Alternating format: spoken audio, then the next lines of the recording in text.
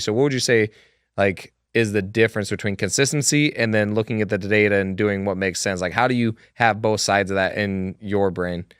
You know what's funny? So when I was filming with Ty Lopez yesterday, he had said something that I never heard before. He goes, a failure is simply an experiment or a test that went on for too long.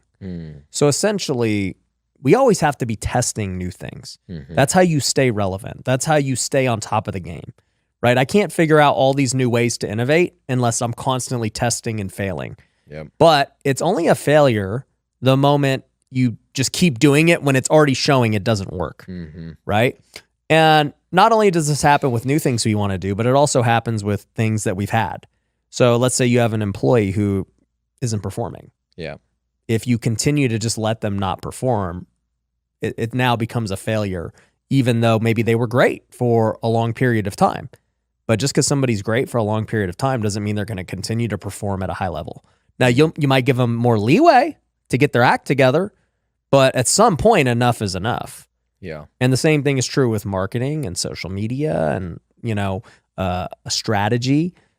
And even like, Ty said this too. He was like, I'm constantly testing new ads and different things. And he's like, we found one that was great. It was crushing the others. Like, if the baseline was 1X over here, I got one that was a 4X. It was killing it. But he's like, but I still knew like we hadn't quite optimized it. And so I kept testing against it.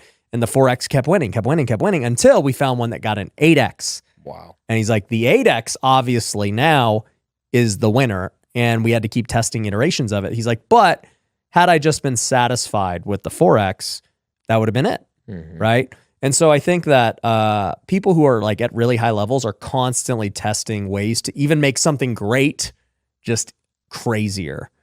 And so that's kind of like what I was telling you maybe even a month ago was you're already having great success with the sales process and everything that you had been doing. And I'm like, hey, I want you to try this new way of doing it, even though you're doing great, because it's working better than I've ever seen.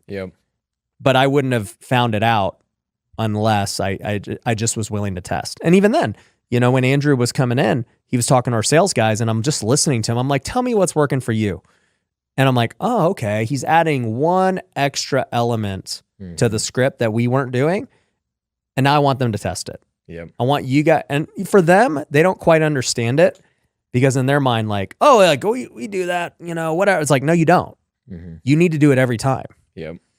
You've done it when a seller makes you react that way, but you're not doing it as part of just how we operate. Like if a seller, your intuition tells you a seller might want to not do an ovation and do cash, then yeah, you're doing it, but you're not presenting it this way every single time. 100%. Yeah, it's very important to sales to not be biased or to feel like you're being pushed either way. Give them options, and then you're just going based on what they say and then saying, hey, I got this way. Oh, I got this way. And then going back and forth is basically what we usually teach, because that's something I teach very much in sales training is like, our goal is not to push them anyway. It's to help them make the best decision of whatever they're saying that they want. And whenever you're doing that, man, you can close a lot of deals. Because you're literally letting the person kind of guide it, but then you're actually the one guiding it. But they feel like they're in control because you're just listening to what they say.